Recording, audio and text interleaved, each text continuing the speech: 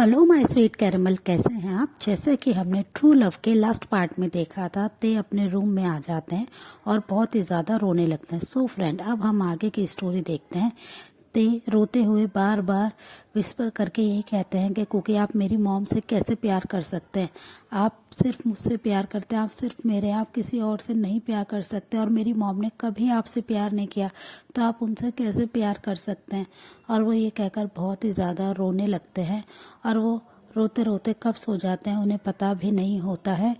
दूसरी साइड क्योंकि बहुत ही ज़्यादा परेशान हो गए होते हैं ते के लव कन्फेशन से, और ते के साथ उन्होंने जो रोमांटिक नाइट स्पेंड की थी उसके बारे में सोच के वो बहुत ही ज़्यादा इरिटेट हो रहे होते हैं और अपने आप को कर्स कर रहे होते हैं, गाली दे रहे होते हैं कि वो कैसे उसे हर्ट कर सकते हैं।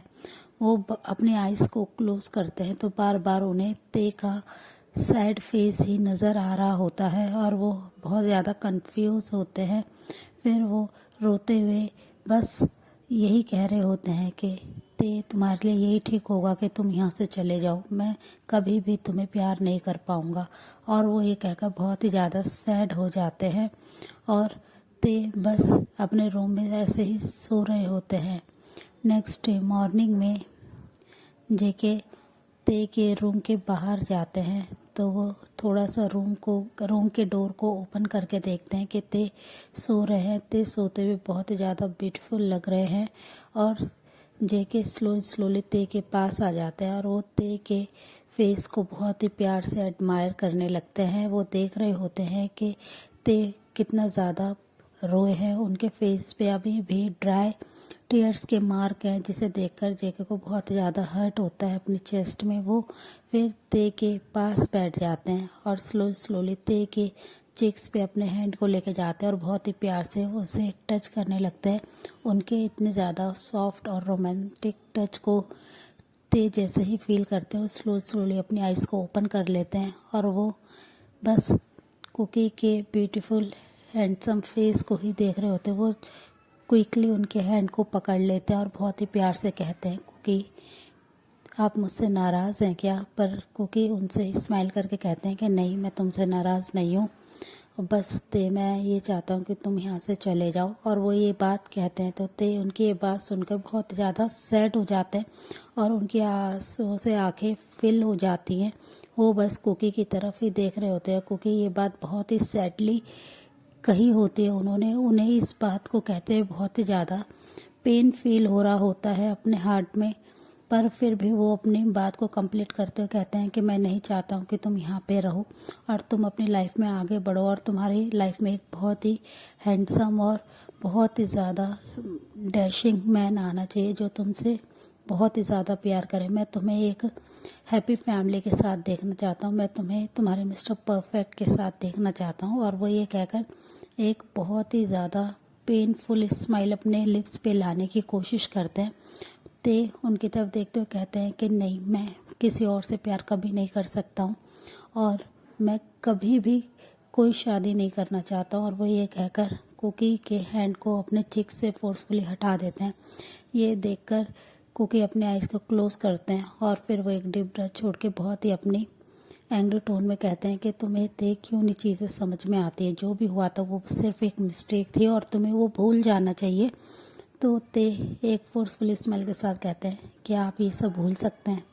तो कुकी के पास कोई भी आंसर नहीं होता है ते के क्वेश्चन का, वो बिल्कुल साइलेंट हो जाते हैं। फिर ते साइलेंट को तोड़ते हुए बहुत ही काम वॉइस में कहते हैं कि ठीक है, मैं यहाँ से बहुत दूर चला जाऊँगा, पर आपको मुझे एक प्रॉमिस करना होगा।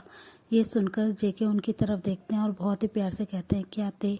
तो वो कहते हैं कि आपको बहुत ही जल्दी मैरिज करनी होगी, आप जल्दी से जल्दी मैरिज कर लीजिए, मैं आपको बस खुश देखना चाहता हूँ। आप मुझसे प्यार नहीं करते हैं, मैं जानता हूँ, आप अपनी गर्लफ्रेंड से प्यार करते हैं, तो आप उनके साथ शादी कर लीजिए। ये सुनकर जेके को बहुत ज़्यादा हर्ट होता है और वो तुरंत ही ते के बेड पे से खड़े हो जाते हैं और उनसे कहते हैं कि ते तुम क्या फालतू की बातें कर रहे हो।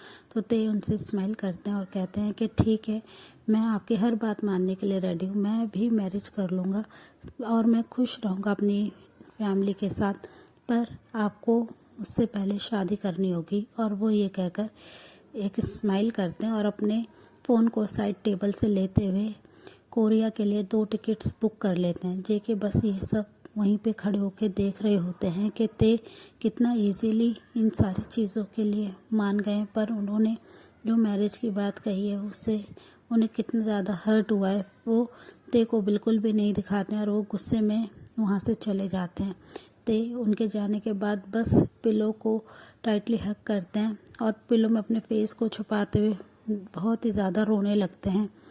वो अपनी वॉइस को कंट्रोल करने की कोशिश कर रहे होते हैं पिलो की हेल्प से कि उनके रोने की वॉइस रूम से बाहर ना जाए। वो बहुत ज़्यादा क्राई करते हैं और फिर ऐसे ही इवनिंग में ते अपने सारे सामान के साथ, सारे लगेज के साथ अपने रूम से बाहर आते हैं। उन्होंने पूरे दिन अपने रूम में ही रहे थे, उन्होंने कोई फूड नहीं खाया था, जिसकी वजह से जिन काफ़ी ज़्यादा परेशान थे और वो ते के लिए इतने ज़्यादा वरीड थे। वो बार बार जेके से बोल रहे थे कि क्या हो गया, ते अपने रूम से बाहर तक नहीं आया है। आज उसे बहुत ही ज़्यादा लगता है डिजीनेस फील हो रही है।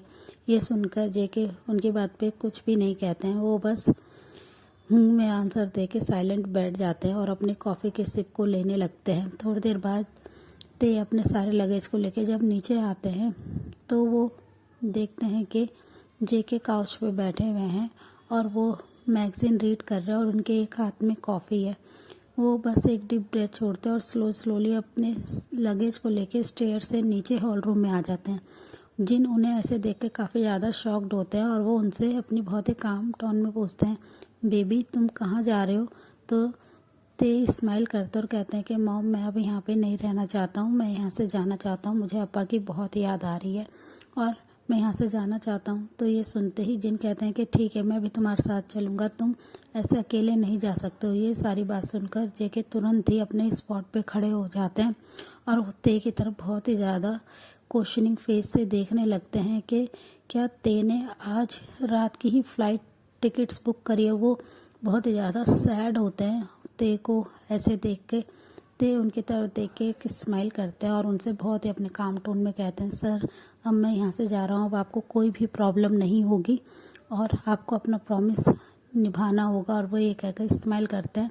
जिन तुरंत ही अपने रूम में चल जाते हैं और वो भी अपना लगेज पैक कर लेते हैं।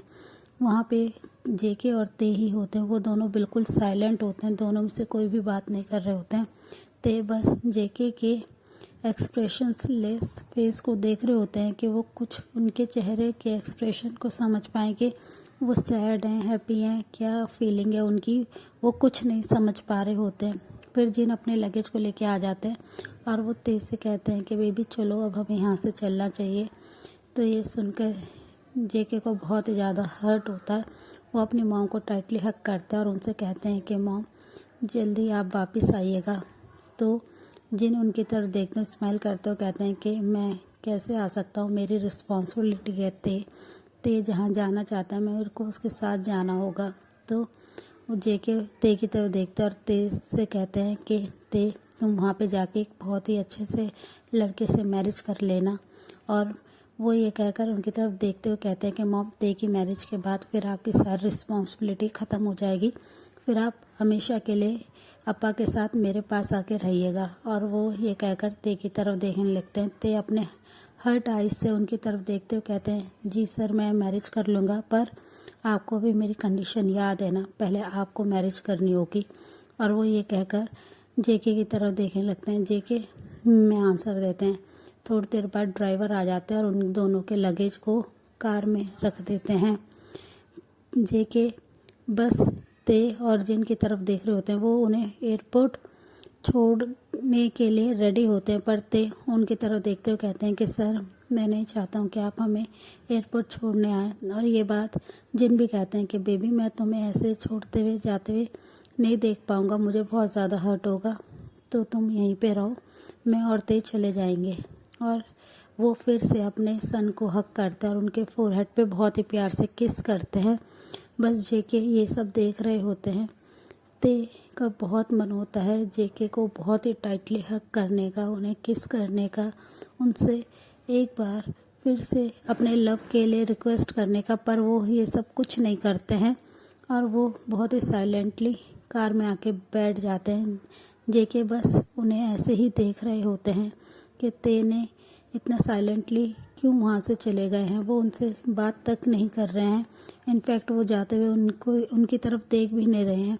बस ये सब देख के जेके को बहुत ज़्यादा हर्ट होता है और ते बस कार में बैठ के कंटिन्यूसली रो रहे होते हैं और कार वहाँ से चली जाती है और ते अपने डेस्टिनेशन पॉइंट पे आ जाते हैं और वो अपनी कोरिया की फ़्लाइट को ले लेते हैं। जेके बहुत ही ज़्यादा सैड हो जाते हैं। वो अकेले इतने बड़े मेंशन में होते हैं, वो बस क्राई कर रहे होते हैं। फिर वो स्लोली अपने बेडरूम में चले जाते हैं और वो वहाँ पे आके बैठ जाते हैं। जब वो वहाँ पे बैठते हैं तो वो देखते हैं कि उनके बेड के साइड टेबल पे एक गिफ्ट बॉक्स है और एक लेटर है, जिसे देखकर जेके काफ़ी ज़्यादा कंफ्यूज होते हैं। फिर वो एक डीप ब्रेथ छोड़ते हुए उस बॉक्स को खोलते हैं तो वो देखते हैं कि उसमें एक कपल पेंडेंट है, जिसे देखकर जेके को बहुत ज़्यादा हर्ट होता है कि शायद ये ते ने उनके लिए ही लिया था। फिर वो उस लेटर को रीड करने लगते हैं और वो उस लेटर में ते के ब्यूटीफुल फेस को इमेजिन कर रहे होते हैं। वो लेटर में लिखा होता है कि क्योंकि मैं बस आपसे प्यार करता हूँ इस लाइफ में और मुझे फ़र्क नहीं पड़ता आप किससे प्यार करते हैं, पर मेरा लव आपके लिए ट्रू है। मैं आपके अलावा कभी किसी और को अपनी लाइफ में इमेजिन भी नहीं कर सकता हूँ और ये कपल पेंडेंट मैंने आपके लिए और अपने लिए लिया था। मैं चाहता था कि ये आप अपने हाथों से मुझे ये पहनाएं, पर शायद मेरी लाइफ में वो डे कभी नहीं आएगा और मैं आज के बाद अब आपको कभी भी अपना फेस नहीं दिखाऊंगा। मैं आपकी लाइफ से हमेशा के लिए चला जाऊंगा। और वो उन्होंने ये लाइन लिखते समय वो बहुत ज़्यादा रो रहे होंगे, जिससे उन्हें लेटर के हर एक वर्ड्स में बस ड्राई आंसुओं की बूंदें फील हो रही थी कि पूरा लेटर पे आंसुओं की ड्राई बूंदें थी। और वो उन माँ को देख के जेके को बहुत ज़्यादा हर्ट होता है और वो बस अपने और ते के बिताए हुए ब्यूटीफुल मोमेंट्स को याद करने लगते हैं। जब वो लंदन में थे ते उनके साथ कितने ज़्यादा खुश थे, वो हर जगह उनके साथ घूमते थे, हर जगह उनके साथ जाते थे। ये सब सोच के जेके को बहुत ही ज़्यादा पेन फील हो रहा होता है कि उन्होंने ते को क्यों हर्ट किया, उन्होंने ते को यहाँ से क्यों जाने दिया।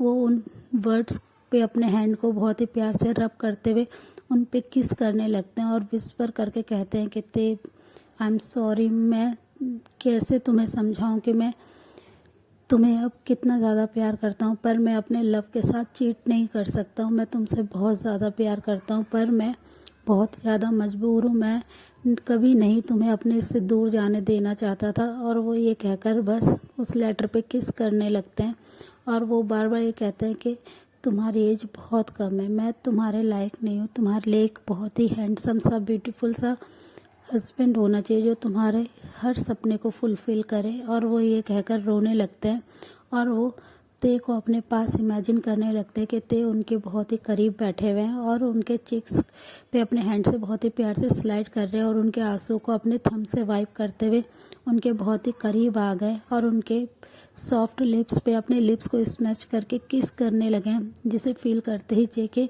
बस ऑलमोस्ट क्रेजी हो रहे होते हैं कि वो ते के उन सॉफ्ट पिंक लिप्स को कैसे भूल पाएंगे। उनका टेस्ट लेना उन्हें कितना ज़्यादा अच्छा लग रहा था। वो बस यही सब सोच रहे थे और रोते हुए उस लेटर को टाइटली हग कर लेते हैं, अपने चेस्ट पे लगा लेते हैं और बार बार कहते हैं कि ते तुम बस हमेशा हैप्पी रहना। और उस लेटर को फिर वो अपने पास फोल्ड करके रख लेते हैं और तुरंत ही उस कपल पेंडेंट को और लेटर को अपने वार्डरोब में रख देते हैं और वो बस अपने हेड को बहुत ही टाइटली ग्रिप करके अपने हैंड से रोने लगता है। सो फ्रेंड, इस पार्ट को हम यहीं एंड करते हैं। मिलते हैं आपसे नेक्स्ट पार्ट में। तब तक के लिए आप मेरी वीडियो को लाइक शेयर कमेंट कीजिए और मेरे चैनल को प्लीज़ सब्सक्राइब भी कीजिए। बाय।